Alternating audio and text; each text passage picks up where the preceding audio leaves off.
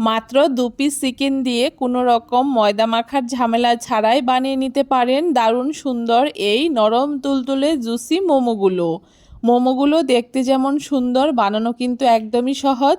যারা মোমো খেতে ভালোবাসেন তারা কিন্তু এখন অনায়াসেই ঘরেই মোমো তৈরি করে নিতে পারবেন। নমস্কার বন্ধুরা, মন কিচেনে আপনাদের সবাইকে স্বাগত। আশা করি আপনারা সবাই খুব ভালো আছেন। আজকে খুব সহজ পদ্ধতিতে আপনাদের সাথে মোমোর রেসিপি শেয়ার করব। তার জন্য এখানে আমি 4 পিস বোনলেস চিকেন নিয়ে নিয়েছি। চিকেনের পরিমাণটা আপনারা আপনাদের পরিমাণ অনুযায়ী ব্যবহার করবেন। এখন একটা মিক্সিং জারের মধ্যে আমি চিকেনের পিসগুলোকে দিয়ে দিচ্ছি। এখন খুব ভালো করে চিকেনটাকে একটুখানি পেস্ট করে নেব। আপনারা চাইলে কিন্তু চিকেনটাকে এখানে কিমা করেও ব্যবহার করতে পারেন। দেখুন খুব সুন্দর করে চিকেনটা একদম পেস্ট হয়ে গেছে। এখন একটা বাটির মধ্যে আমি চিকেনের পেস্টটাকে নিয়ে নিয়েছি। তার সাথে এখানে আমি মিডিয়াম সাইজের 2টো পেঁয়াজকে একদম কুচি করে কেটে সেই পেঁয়াজ কুচিটাকে দিয়ে দিয়েছি। 10 থেকে 12 কোয়া রসুন কুচি করে দিয়ে দিয়েছি। 1 ইঞ্চি মতো আদার টুকরো কুচি দিয়ে দিয়েছি। 3-4টে কাঁচা লঙ্কা কুচি করে দিয়েছি। তার সাথে স্বাদ মতো নুন দিয়েছি। আর এখানে 2 চামচ মতো সাদা তেল আর হাফ চামচ ডার্ক সয়া সস দিয়েছি। আপনারা যদি লাইট সয়া সস ব্যবহার করেন সেক্ষেত্রে 1 চামচ ব্যবহার করবেন। এখন সমস্ত কিছু একসাথে খুব ভালো করে হাত দিয়ে মাখিয়ে নিচ্ছি। মোমো তৈরি করার জন্য চিকেনটা আমার খুব ভালো করে মাখিয়ে নেওয়া হয়ে গেছে। এখন এখান থেকে অল্প অল্প করে চিকেন নিয়ে আমি হাতের সাহায্যে গোল্লা মতো পাকিয়ে নিচ্ছি। আমি এরকম গোল্লা গোল্লা করে চিকেনের মোমোগুলোকে তৈরি করব। তার জন্য এখানে চিকেনটা থেকে অল্প অল্প করে নিয়ে এরকম গোল্লা পাকিয়ে নিচ্ছি। একই রকমভাবে আমি সবগুলো চিকেন থেকে ঠিক এইরকম ছোট ছোট গোল্লা পাকিয়ে নেব। আর গোল্লাগুলো যাতে একই রকম হয় সেটা একটু চেষ্টা করবেন, এতে মোমোগুলো দেখতে ভীষণ ভালো লাগবে। একই রকমভাবে সবগুলো চিকেন থেকে আমি এরকম গোল্লা পাকিয়ে নিয়েছি। আর গোল্লাগুলো দেখতেই পাচ্ছেন সবগুলো কিন্তু একই রকম হয়েছে।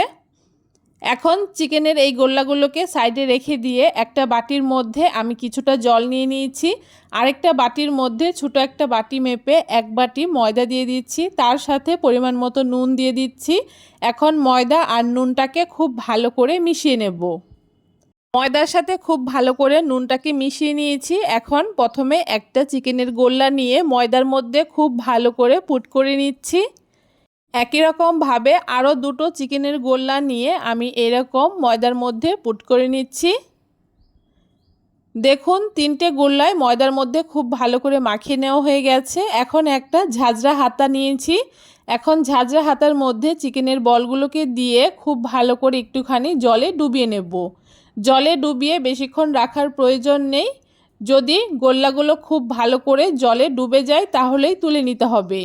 আর জল থেকে তুলে নেওয়ার পরে আবারও কিন্তু ময়দার মধ্যে খুব ভালো করে কোটিং করে নিতে হবে। একই রকমভাবে এই প্রসেসটা 2 থেকে 3 বার করে নিতে হবে। তাহলেই দেখবেন চিকেনের বলের উপরে খুব সুন্দর ময়দার একটা লেয়ার পড়ে গেছে। আমি একই রকমভাবে 3 বার করে ময়দার মধ্যে পুট করে নিয়েছি। প্রথমে চিকেনের বলগুলোকে শুকনো অবস্থায় একবার পুট করে নিয়ে তারপরে জলে ডুবিয়ে আরও 2 বার করে আমি চিকেনের এই বলগুলোকে পুট করে নিয়েছি। আপনারা চাইলে কিন্তু 4 বারও করে নিতে পারেন, সেক্ষেত্রে কিন্তু ময়দার লেয়ারটা একটু মোটা হবে। একই রকমভাবে সবগুলো চিকেনের বল আমি জলে ডুবিয়ে ময়দায় পুট করে নেব। সবগুলো চিকেনের বল এখানে আমার ময়দায় পুট করে নেওয়া হয়ে গেছে, একদম রেডি হয়ে গেছে। এখন মোমোগুলো ভাপানোর জন্য উনানে একটা কড়াই বসিয়ে দিয়ে পরিমাণ মতো জল দিয়ে দিচ্ছি। আর জলের মধ্যে এখানে আমি সামান্য একটু নুন দিয়ে দিচ্ছি। এখন নুনটাকে খুব ভালো করে জলের সাথে মিশিয়ে নিচ্ছি। যখন দেখতে পারবেন জলটা ঠিক এইরকম একটু বুদবুদ মতো তৈরি হয়েছে, তখন কিন্তু এক এক করে বানিয়ে রাখা মোমোগুলোকে ছেড়ে দিতে হবে। মোমোগুলো যখন জলে ছাড়া হবে তখন কোনো রকম তাড়াহুড়ো করা যাবে না। এভাবে চামচের উপরে রেখে এক এক করে আলতো হাতে মোমোগুলোকে জলে ডুবিয়ে দিতে হবে।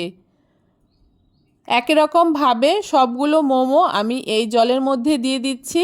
আর উনানের আঁচটাকে কিন্তু মিডিয়ামে রেখেই এই মোমোগুলোকে ভাপিয়ে নিতে হবে।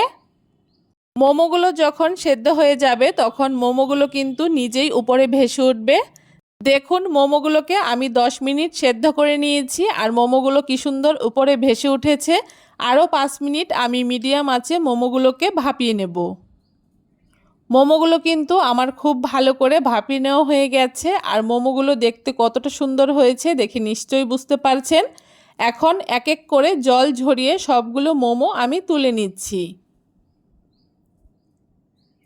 সবগুলো মোমো এখানে জল ঝরিয়ে তুলে নিয়েছি।